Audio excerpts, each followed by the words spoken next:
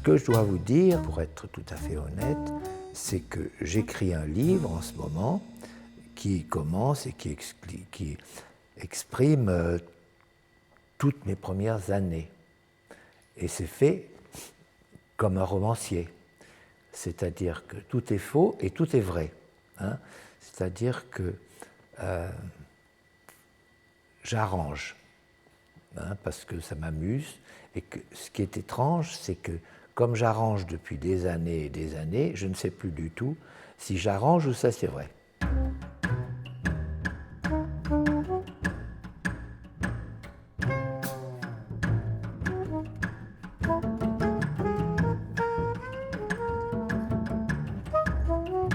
J'ai vécu pendant très longtemps avec les mouches. Je suis né, bon, je ne sais pas maintenant, très longtemps, il y a 150 ans ou quelque chose comme ça. Et j'ai vécu des années et des années comme si j'étais un ion, tu vois, rien. Les MIB, c'est important pour moi, mais je ne les connais pas. Je ne les ai jamais vus.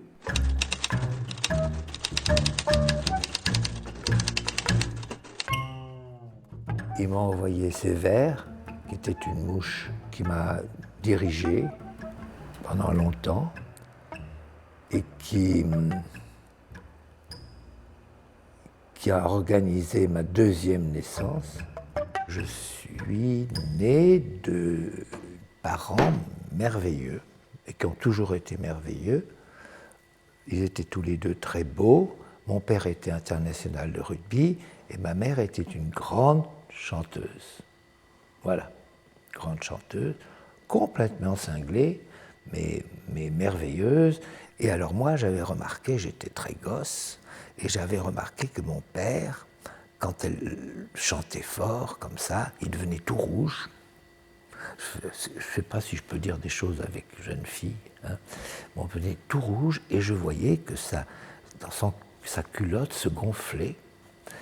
Et je ne comprenais rien du tout. Et après, quand elle s'arrêtait, il la prenait dans ses bras et il montait jusqu'au premier étage et on ne le voyait pas jusqu'à la... J'ai compris ça beaucoup plus longtemps après, vous voyez, c'était... Et alors elle descendait, quand je l'ai revue, elle disait « Ah, les hommes !» Mais ils étaient rigolos comme tout. Et ils ont été tous les deux merveilleux pour moi. C'est-à-dire qu'ils m'ont laissé les commander pendant toute mon enfance, même à partir de 2 ans, je crois que je faisais tout ce que je voulais, j'avais tout ce que je voulais. Dans les Noëls et tout ça, on avait des tas de gosses qui venaient et on jouait à cache-cache. Et moi, je me cachais dans les endroits où ma mère mettait ses robes. Hein. Et puis là, j'en profitais pour essayer d'avoir un plaisir. Voilà. Et mon premier plaisir, je l'ai eu là. Et j'ai fait une ravissante petite tache sur la robe.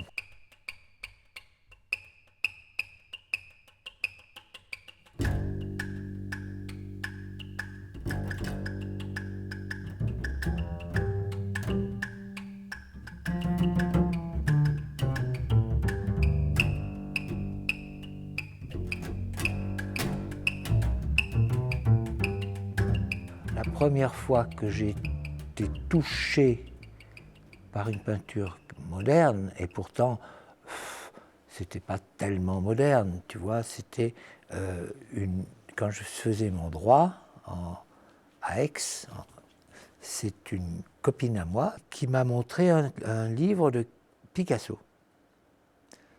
Et je ne peux pas dire que j'ai aimé ça, mais ça m'a encuriosé. Et à partir de ce moment-là, j'ai vécu avec ça. Et puis, il y a eu la guerre. J'étais dans le maquis et bon, on faisait sauter quelques ponts, des trucs comme ça. J'étais un soir, on avait froid, on avait faim, on était dans le forêt, on était paumés.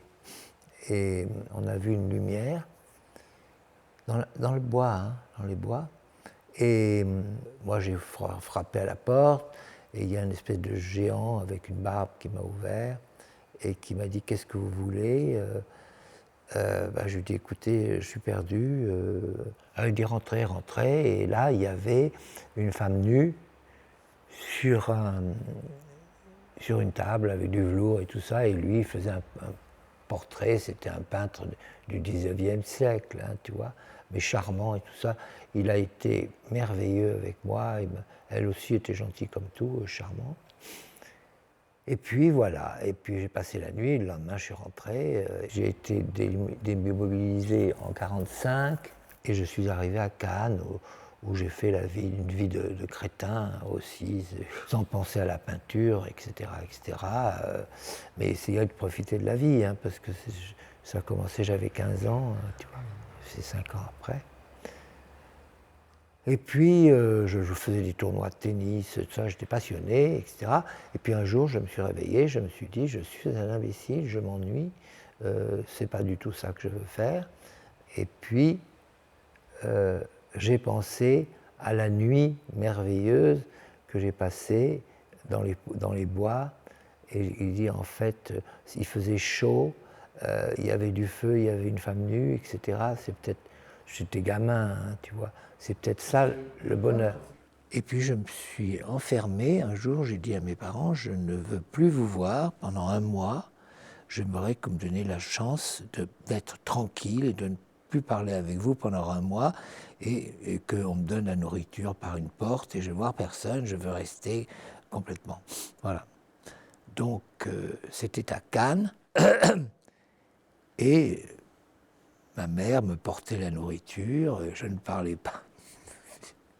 Elle a fait venir le curé parce qu'elle croyait que j'étais fou, les médecins, mais j'ai dit non, je ne suis pas fou du tout, j'ai envie d'être tranquille pendant je fais mon œuvre. Tu vois, j'avais 20 ans. Hein.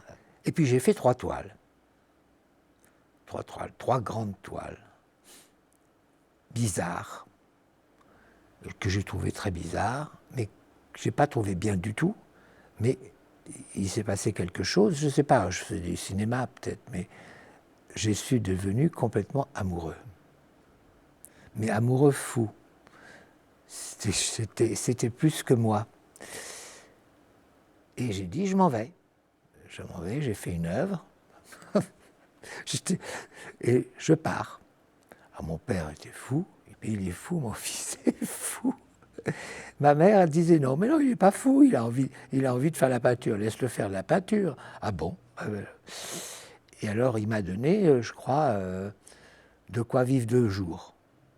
2 jours à Paris. Il m'a dit, écoute, si tu te débrouilles, si tu es un bon peintre, je dis, je suis un très bon peintre. Si tu es un très bon peintre, tu vas gagner de l'argent tout de suite et tu vas pouvoir vivre et tu vas être heureux, je serai ravi, j'irai voir tes expositions. Et puis je suis arrivé donc le matin à Paris, très tôt, c'était 5h30, et la chose que je suis allé faire tout de suite, je suis allé au De Magot. Et à côté de moi, il y avait assis un type prodigieusement beau, mais vraiment beau. Hein. Et il m'a dit, dis donc, t'as pas la bonne mine? Je dis, écoute, non, pas pire que... Et qu'est-ce que tu fais? Je vois que tu as un rouleau là. Ben, je dis, je fais de la peinture. Alors il me dit, tu es bien? Tu es bon? Oh, je dis, je peux pas imaginer, je peux pas rêver de faire mieux que je peux. Ah, il me dit, oh, tu m'amuses, tu me fais rigoler quand même. Il me dit, il était adorable ce type. Et il me dit, écoute, tu n'as pas un rond? Ah, non, ben non, pas beaucoup, il me reste quand même pour vivre ce soir.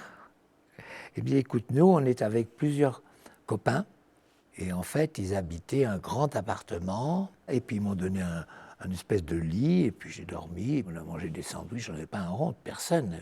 Mais eux, ils étaient un peu connus, et adorables. Le lendemain, il y a un marchand qui est venu, parce qu'ils étaient un peu connus, ils venaient voir ce qu'ils faisaient, et ce marchand a vu mes trois toiles, il est tombé amoureux, il a dit, et il les a achetées.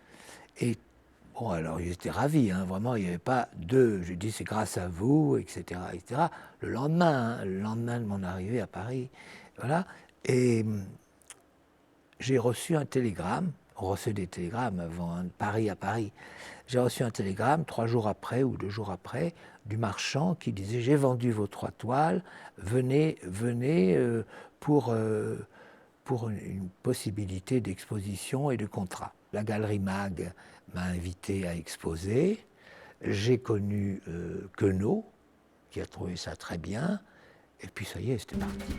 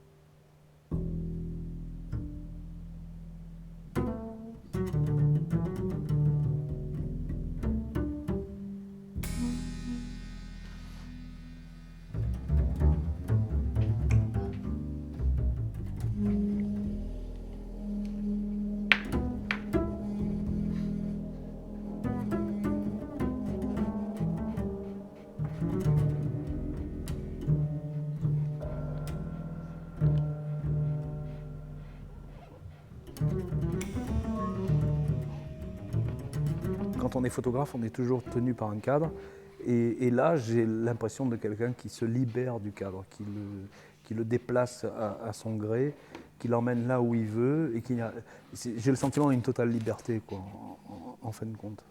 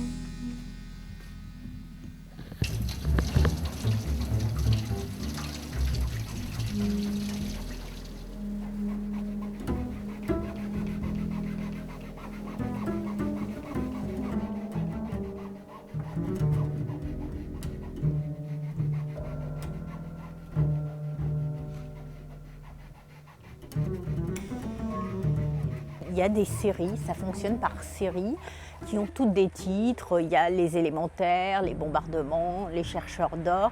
Mais finalement, dans toutes ces séries, il y a une ligne conductrice. Puisque en fait, Arnal est le porte-parole, je dirais l'archéologue, en tant qu'historienne, je pense que je peux dire ça, l'archéologue d'une civilisation inconnue qu'il interprète, dont il est l'interprète. Et cette civilisation inconnue, qui vit peut-être sous terre ou dans une autre planète, ou dans l'eau, je ne sais pas.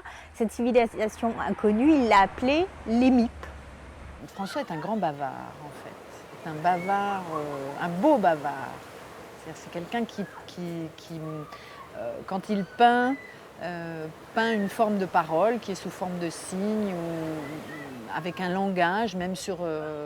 Il y a une partie de son travail qui s'appelle les MIP, et qui est comme une bande dessinée de signes qui raconte des histoires, qu'il met d'ailleurs après en mots. C'est-à-dire qu'il a même besoin, avec ses toiles, de les baptiser, de les nommer. À chaque fois dans le nom, il y a déjà le projet d'une histoire. Les noms de ces toiles, immédiatement pour moi, fabriquent de l'imaginaire et je me dis ah nanana. Et lui-même après, il ne peut pas s'empêcher, il ne peut pas se taire. D'ailleurs, on le voit dans ces tableaux, la peinture elle glisse. Quand il y a des choses qui... ça glisse, puis ça démarre autre chose. C'est des petites histoires, ou des grosses histoires, mais enfin, des histoires. Et c'est des bouts de phrases qui se mettent dans ces tableaux. C'est des choses comme ça. Il a une vision qui est un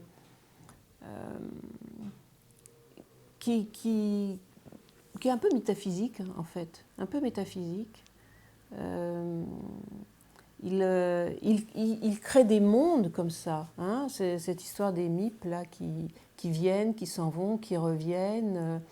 Il a inventé un monde parallèle au nôtre et qui met en perspective le nôtre d'une certaine façon. Les MIP, ils m'ont choisi. Hein. Ils m'ont choisi, c'est vrai. Hein. Comme ils ont choisi Sévère. Il a fait un contrat avec eux. Tu accepteras d'être mouche et ensuite tu te seras dévoué avec François et on a passé des années et des années ensemble. Voilà. On a fait des bêtises, on a fait des choses merveilleuses. Il m'a aidé dans la peinture, il a fait... Oui, il m'a aidé pour tout. Pour tout, ça je lui dois beaucoup de choses. Mais il me doit beaucoup de choses aussi, tu vois. Donc, écoute, on peut dire que c'est ma conscience, subconscience, c'est possible ça, peut-être, mais je ne sais pas. Mais je ne sais pas moins sur eux que je sais sur le reste. D'ailleurs, de toute façon, je peux demander à qui sait ce qu'ils sont. Moi, au moins, j'ai les MIP. Les MIP m'ont appris beaucoup de choses. Et imaginez que, peut-être que les MIP me prennent et vont me faire vivre encore 150 ans. Pourquoi pas? Si je suis choisi pour ça, peut-être que je serai le seul qui vivra 250 ans ou 300 ans. Pourquoi pas, hein? Puisqu'on ne sait rien. C'est tout. C'est très prétentieux et c'est très modeste parce que je ne suis rien et vous êtes rien, vous n'êtes rien du tout. La seule chose qu'on est, c'est qu'on est en vie. Ça, c'est formidable. Voilà.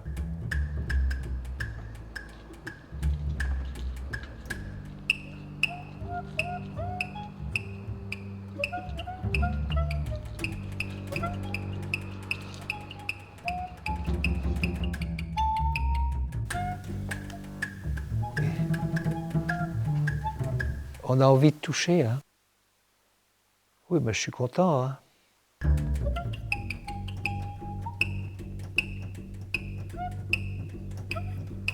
Il y a des choses dont je ne me souviens pas, hein.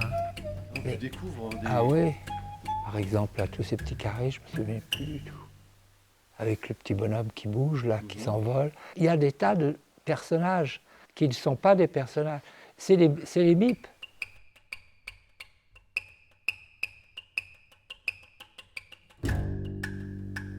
C'est très drôle parce que là, tu vois, j'ai pas du tout voulu ça. On dirait qu'il y a un bout de papier qui s'enroule. Tu vois ? Les choses viennent sans qu'on le veuille.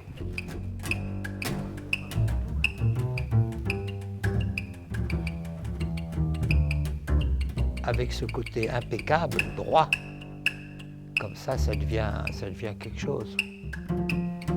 C'est tapisserie des MIP ou un truc comme ça.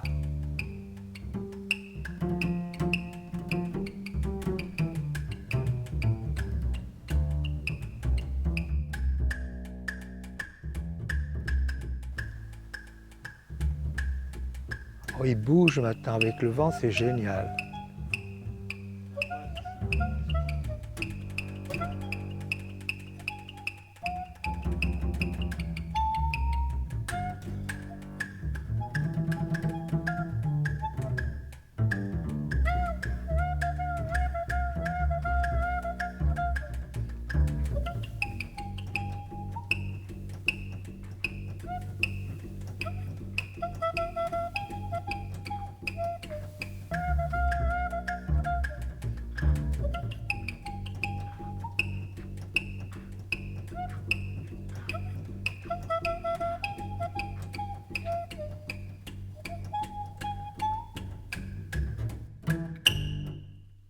Il y a une période qui est assez intéressante, qui est la seule période où finalement il passe de l'abstrait au concret, si je puis dire, qui est la période des bombardements, dans laquelle dans les années 70, il s'est mis à bombarder donc, des objets en fait un peu solarisés, brûlés, bombardés. Est-ce qu'il faut y voir un rapport avec la guerre du Vietnam? Peut-être. Avec 1068? Peut-être. Même s'il est l'interprète d'une autre civilisation, il n'est pas étranger, il est sensible aux événements qui l'entourent. Donc je pense qu'il faut y voir un rapport. L'atelier A, François Arnal a dû le fonder dans l'après 68, donc dans une période où on croyait que on allait changer la société, et donc que les artistes peut-être allaient prendre le pouvoir et que c'était eux qui allaient décider de la qualité de notre environnement quotidien. Bon. Alors il a quand même sollicité et réalisé des objets d'artistes qui sont des artistes importants aujourd'hui et qui étaient pour certains à leur début. Annette Messager par exemple, maintenant c'est une artiste très célèbre et célébrée. Elle avait fait partie de ce groupe d'artistes. Il y avait des gens comme Kowalski, Marc Bruce, Armand, enfin bon, donc des gens quand même de très très grande qualité. Et je crois que ça a été un échec financier cuisant parce que malheureusement la clientèle n'était pas prête encore à acheter ce genre d'objet. Moi, je trouvais que c'était absolument nécessaire d'ouvrir aussi d'abord son propre champ d'expérience, n'est-ce pas, travailler sur une matière qui prenait un sens dans la vie quotidienne. Et ça, moi, j'ai trouvé cette démarche, cette ouverture, en sollicitant les artistes, tout à fait audacieuse, originale et jamais encore définie comme il l'avait définie à l'époque. Ça a été très rigoureux et les projets étaient souvent étonnants. Et j'ai effectivement passé un très très grand moment avec lui sur cette belle aventure. Il fallait attendre, quoi. Petit à petit, les mentalités ont quand même évolué. Et aujourd'hui, il y a des galeries qui présentent ce genre d'objets. Et l'atelier A est cité en permanence comme étant une référence pour ce genre de création. Il faut un certain recul historique, entre guillemets. J'espère que ça ne sera pas trop long pour que ce qu'il fait soit compris.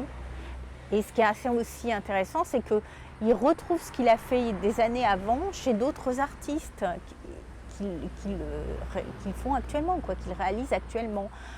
Donc, parce qu'il a beaucoup découvert, il a beaucoup testé, il a beaucoup œuvré dans tous les sens.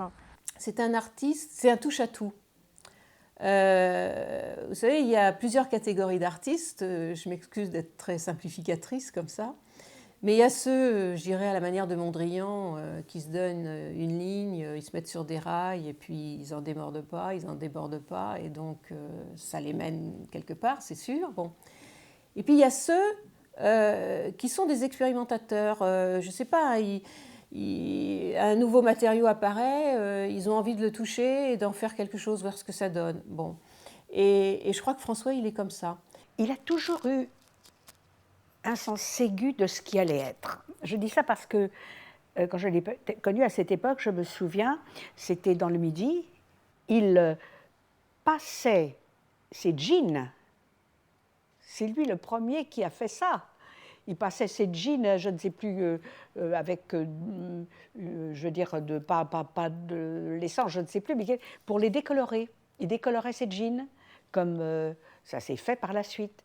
Donc, je veux dire, et il a toujours, pour beaucoup de choses d'ailleurs, il savait à l'avance, il pressentait, il ne le faisait pas pour ça, mais je l'ai noté nombre de fois, ce qui allait dans le courant et ce qui allait se faire. Lui s'habillait d'une certaine manière, bon, c'était... Et puis par la suite, oui, c'est comme ça devenait la mode.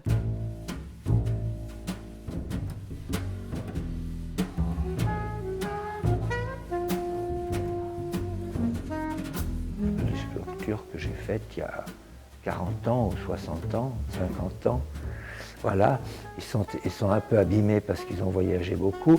Ça, c'est les amoureux, c'est des plantes, deux personnes ou des objets ou des animaux, ou je ne sais pas quoi, qui s'aiment parce qu'ils peuvent se mettre ensemble. Ça, c'est une des premières sculptures de César. C'était comme mon frère, oui, c'était un type formidable. Il m'a quitté, je ne suis pas furieux contre lui. Et Armand aussi. Je ne sais pas ce qu'ils ont là, en ce moment, ils partent tous. Je ne sais pas pourquoi. Pourtant, on est bien ici. Ben ça, c'est des sculptures que j'ai faites il y a 60 ans. Celle-là représente 40 ans. Rien. Ça ne représente toujours rien. Mais des outils, des choses que j'ai fait pour me rassurer. Parce qu'avec la peinture, je sais pas, comme je ne sais pas du tout ce que je fais, et que c'est quelque chose que je ne peux pas toucher, il n'y a rien. Tandis que là, il y a un peu de... Oui, il y a des choses que je cloue, je mets de la... Ça, c'est de la peinture noire avec de la cire. Voilà. J'aime bien la poussière. Ça, c'est les mipes, c'est mes outils, les mipes. C'est les mipes qui dorment là, c'est le lit des mipes. Voilà. C'est mon bureau qui est toujours en bordel, mais il y a toujours les trucs du livre que je fais, et qu'on doit en principe me taper. Voilà. Je l'ai fait il y a 25 ans. C'est génial, je le trouve absolument formidable. Vraiment, voilà.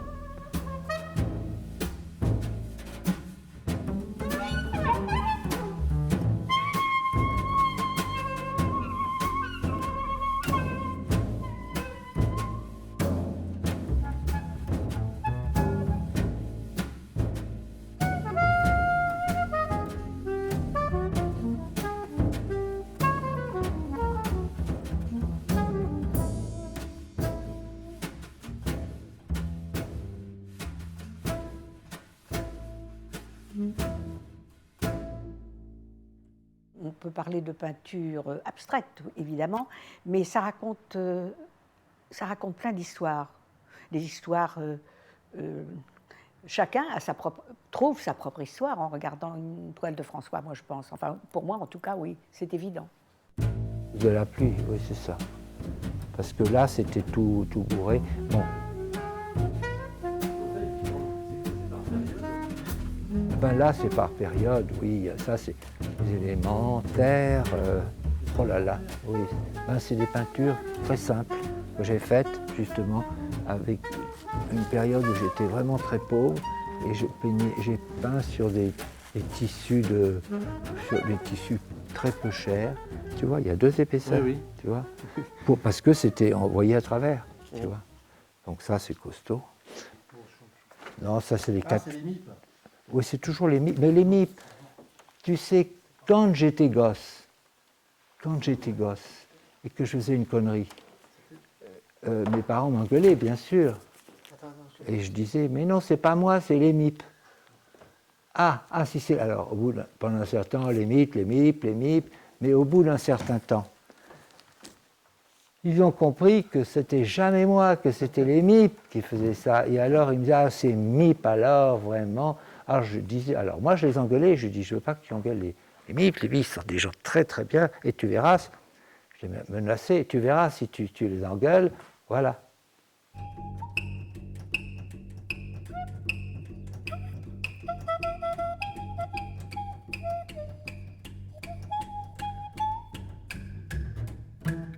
Dire que le résultat d'un incendie est magnifique, c'est dégueulasse de dire ça, tu vois. Je trouve ça splendide. Moi, je peindrais tout ça en blanc. Oh là là, je ferais quelque chose de formidable. Voilà. Et puis en plus, avec de la peinture qui ne brûle pas.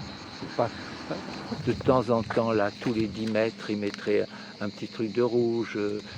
Écoute, là, on pourrait faire paradis. Ça reste, on passe dans un arbre en rouge, un en vert, un autre. Écoute, moi je fais ça, et après on le visite. Je défie n'importe qui de ne pas dire quelle beauté. Avec le noir, et puis la mer qui était bleue, le ciel, etc. Et tout ce qui était noir était très propre. Tu vois, c'était magnifique. La chose la plus vivante, c'était toute la sève qui sortait des arbres. Tu vois, rien que ça, c'est beau. Tu vois, voilà. Qu'est-ce que tu veux? Ça, c'est magnifique.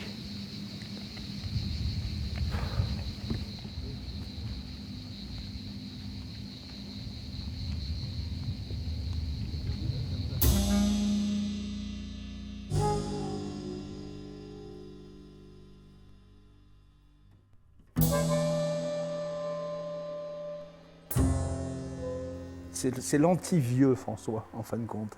C'est-à-dire que, pour moi, quand tu commences à vieillir, c'est quand tu vois plus d'intérêt autour de toi, et il en voit partout. Donc il a la qualité d'aller chercher chez tout le monde, chez plein de choses, dans tout, dans les espaces, dans les choses. Il va tout de suite voir ce qui est intéressant. Quand il voit une usine désaffectée, il en fait un palais des mille et une nuits. Quand il voit une jeune étudiante, il en fait son égérie.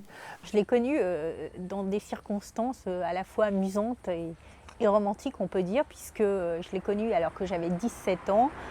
Un 1er mai, je vendais donc du muguet place Saint-Michel, et un monsieur, fière allure, s'est approché de moi, il m'a acheté tout mon muguet. Il m'a demandé mon numéro de téléphone. J'étais, je dois dire, un peu surprise. Et je ne sais pas, je lui ai quand même donné mon numéro de téléphone. Voilà comment a commencé ma relation avec François. Il t'a rappelé? Il m'a rappelé, et puis on s'est revus en fait 1 an plus tard. Et puis après, on ne s'est plus quittés. Voilà, on ne s'est plus quittés. On a d'abord, à partir de l'âge de 19 ans, j'ai vécu avec lui. Ensuite, on s'est mariés, et puis maintenant, nous sommes les meilleurs amis du monde.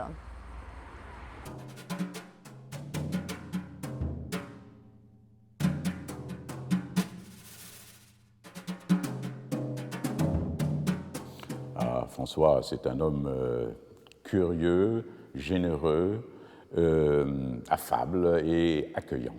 Moi, c'est sûrement quelqu'un que j'ai toujours apprécié par sa générosité humaine. Alors, il a ces qualités extraordinaires que pas tout le monde dans ce milieu qui est quand même très, très âpre, hein, souvent, peut montrer ou maintenir tout au moins, n'est-ce pas?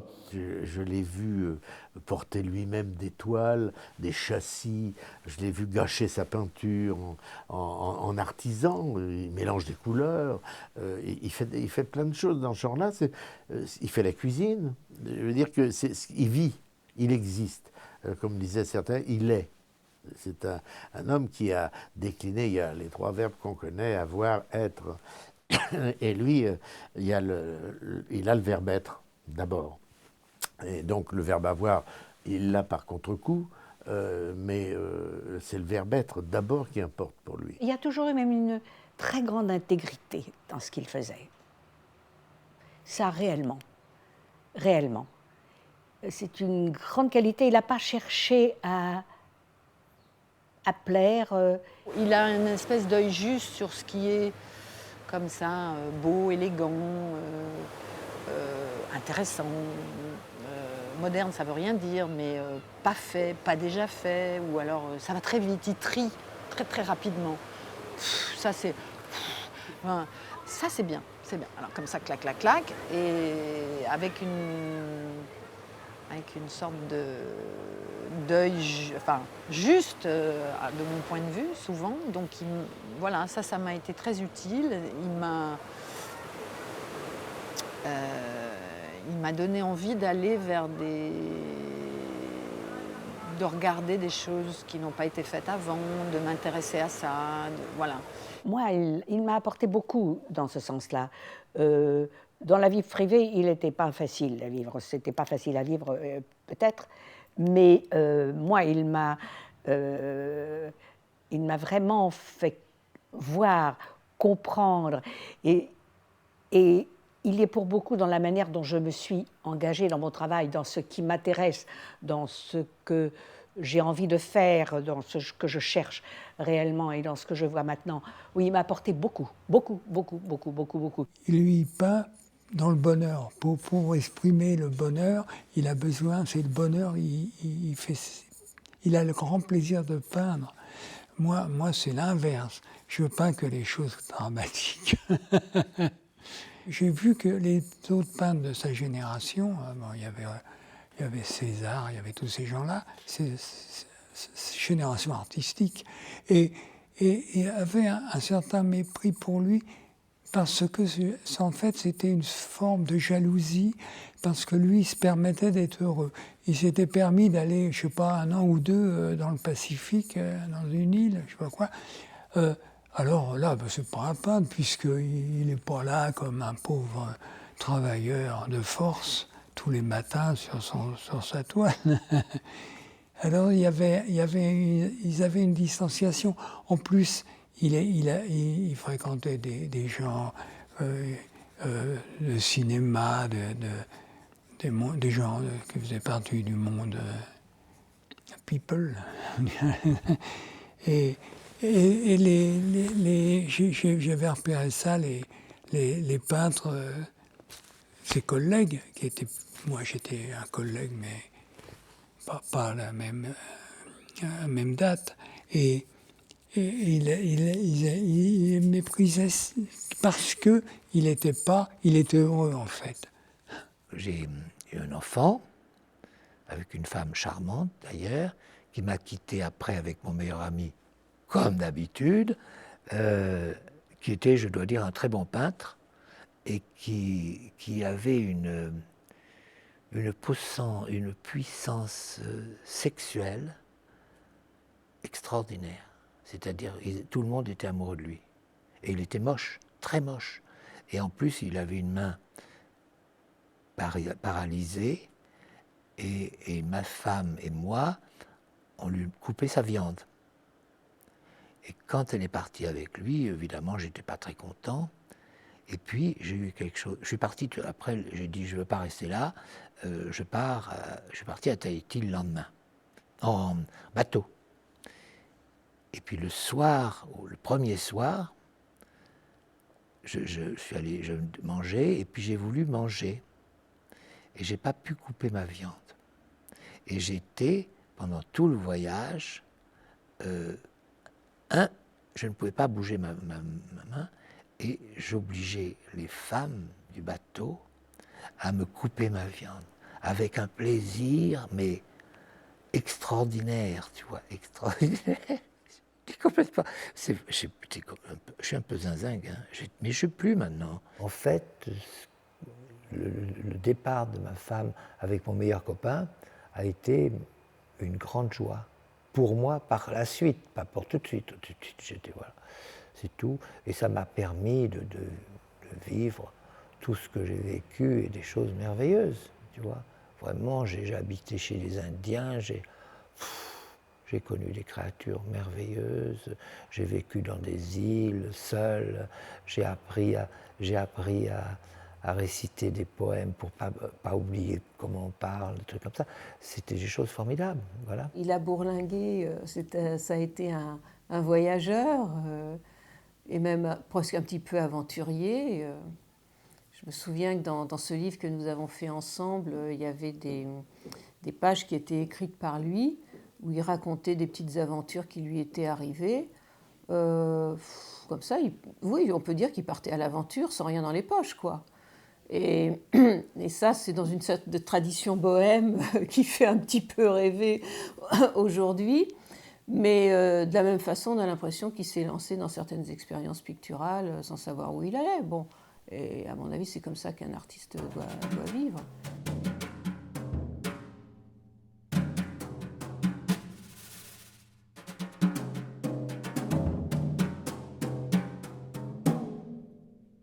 Il a un rapport amoureux avec ses toiles. D'une certaine manière, il est content d'en vendre parce qu'il en vit et parce qu'il se dit que c'est bien aussi que d'autres puissent en profiter. Mais en même temps, il les garderait volontiers toutes. Il garderait volontiers toute sa création. D'ailleurs, il a gardé beaucoup de toiles chaque année, enfin un certain nombre de toiles de chaque année de création. Finalement, il aimerait bien avoir une grande rétrospective, mais en même temps, ça l'intéresse moyennement. À chaque exposition, finalement, il crée pour l'exposition. En fait, il donne un spectacle à ceux qui viennent voir sa création. La dernière exposition, il y avait dans la galerie, il y avait un grand noir qui regardait une toile, et puis il la regardait, il allait, et puis il pleurait. Et alors je lui ai dit, écoutez, pourquoi vous pleurez? Il m'a dit, oh, je sais pas, c'est des choses comme ça, c'est merveilleux. Hein. Si on en a une ou deux de temps en temps, on a beaucoup de conneries, hein. Vraiment. Il est toujours en perpétuelle recherche, en perpétuelle créativité. Bon, c'est quelqu'un qui a des temps morts, hein, il ne travaille pas tout le temps, mais il n'aimerait pas que je dise travail. Il ne peint pas tout le temps, il ne crée pas tout le temps, mais c'est quelqu'un qui réfléchit. Pendant ce temps-là, il réfléchit longtemps. De même que quand il va peindre, il faut qu'il s'installe dans son fauteuil à bascule en osier et il attend un long moment parce que, comme il dit, pour créer, il faut que je sois dans un état second. Alors il arrive à se mettre dans cet état second de demi-sommeil, demi-conscience. Et en fait, c'est un peu une pitié, c'est la pitié des mipes lorsqu'il peint. Il y a un moment, comme quand j'écris ou quand, je ne sais pas, quand on fait du bateau, il y a un moment où il déjauge, on n'est plus maître de ça. Il y a un moment où je ne suis plus maître de moi et puis je suis dirigé complètement.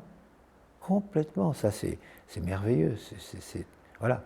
Et quand c'est fini, c'est fini. Et puis après, on a fait quelque chose. Quand je sens que ça me dépasse, ça c'est formidable. Oui, ça c'est bien. Voilà, donc je suis le maître du monde. Voilà, mais tu sais, je me fous de moi aussi.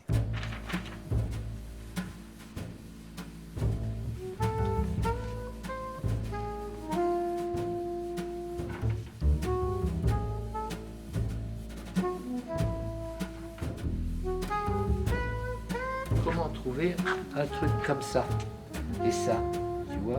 Alors pour lui c'est peut-être un bateau, mais moi je vais le transformer en complètement autre chose, tu vois? Et c'est passionnant, c'est vraiment quelque chose, ça c'est pas rien du tout. L'enfant, c'est un but, c'est chargé tout ça, tu vois? Tu vois, ça, c'est passionnant, j'en ai des milliers.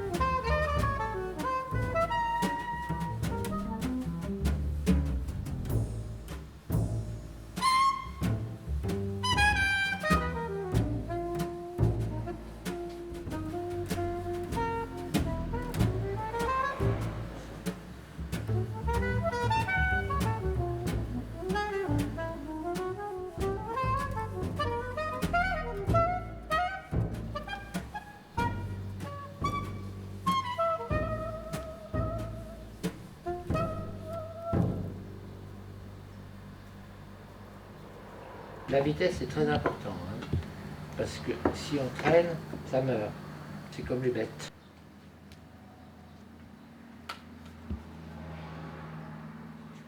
Puis je ne nettoie jamais mon pinceau. Je veux toujours qu'il y ait une continuation dans ce que je fais avec, avec les autres, tu vois. Tu vois, par exemple, ça c'est beau, tu vois. Ça vit. Il n'a pas envie de rentrer dans un moule et puis est-ce que son propos c'est d'être célèbre, son propos c'est de faire plaisir, faire du bien avec sa peinture. Le sculpteur César est mort devant une toile de François en disant que finalement il n'avait peut-être jamais regardé sa peinture et que ça lui faisait du bien aussi. Donc voilà, il essaie de faire du bien. La vie avec lui, c'est une vie de vacances au long cours, agréables vacances. Il s'arrange toujours pour que ça soit agréable, ça soit les vacances. Il ne considère pas qu'il est en travail et il installe une ambiance de vacances permanente.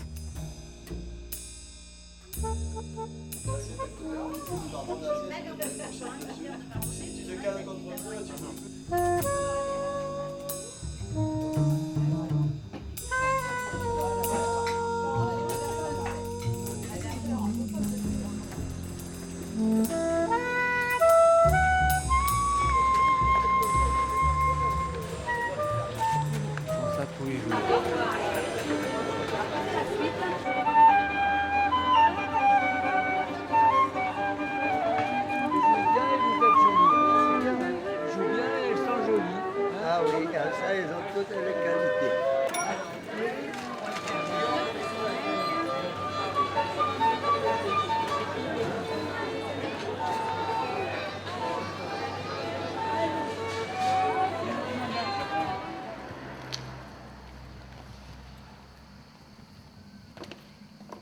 Voilà. Je vais le mettre là.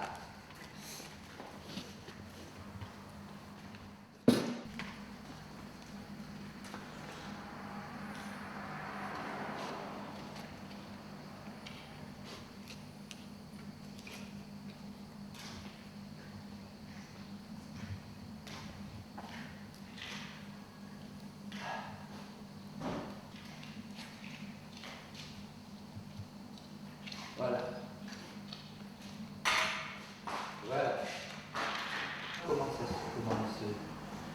je sais pas comment j'adore ces trucs-là. Voilà.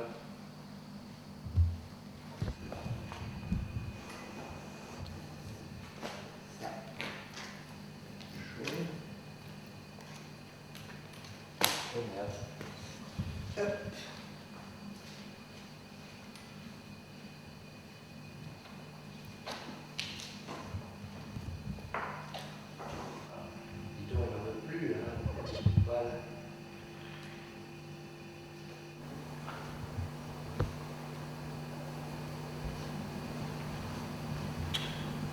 Maillot de bain de Sévère.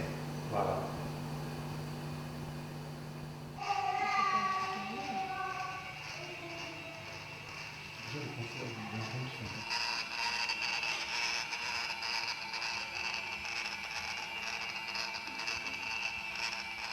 La personne, elle est très touchante, oui, la personne est très touchante parce que c'est un étrange comment dire, mélange de playboy et d'enfant. Hein, je pense que je suis sûrement pas la seule à penser ça. C'est-à-dire que François Arnal est un homme qui est grand, qui est beau, qui est élégant. Et puis, dès qu'on parle avec lui, dès qu'il ouvre la bouche, et je dirais même dès qu'il pose ses yeux sur vous, vous avez l'impression d'avoir affaire à l'enfant encore qui est en lui, qui est resté en lui. Il a une timidité, par exemple, ça on s'en rend compte. Et évidemment, le contraste est très, très touchant, particulièrement touchant. Ouais. Il fait ce qu'il a envie de faire quand il a envie de le faire. Et moi, je dis toujours que si j'étais lui, beau comme il est, avec le talent qu'il a, j'aurais fait que d'autoportraits. Je suis frappée de ce qu'il arrive à m'intéresser continuellement à ce qu'il fait, avec des chocs esthétiques plus ou moins forts, ça c'est vrai, avec des périodes où j'ai l'impression peut-être d'être non pas passé par là, mais où sa force, je me dis, ah tiens, bon ben voilà, maintenant il a 75, peut-être qu'il est un peu dit, puis tout d'un coup à 77, arrive un été, il dit je travaille beaucoup. Alors on va dans son atelier, il dit il travaille beaucoup parce qu'il travaille tout le temps, donc il nous inonde de son travail, nous pauvres mortels qui n'arrivons pas à assurer autant. Et on arrive dans son atelier et voilà, et il y a du neuf. Il y a du neuf. Et c'est frappant à quel point cet homme que je vois travailler depuis si longtemps arrive à fournir, je crois qu'il a 84 ans, j'y suis allée l'autre jour, il est en train de sculpter des bois dans des fers à béton et il y a encore une idée là-dedans. Comme ça, alors, comme ça. Comme ça, tu l'as vu ? Oui, il faut vraiment que ça soit droit.